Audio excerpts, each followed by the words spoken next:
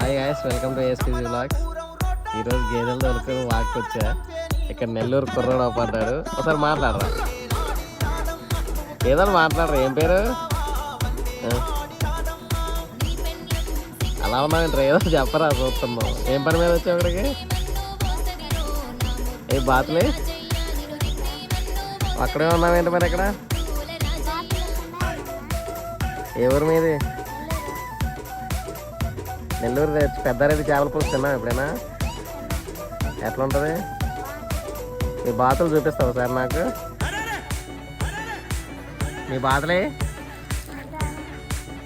ఎన్ని ఉన్నాయి?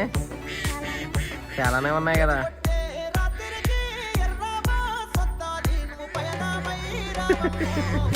ఏదో మాట్లాడరా, అట్లా చూస్తున్నారా?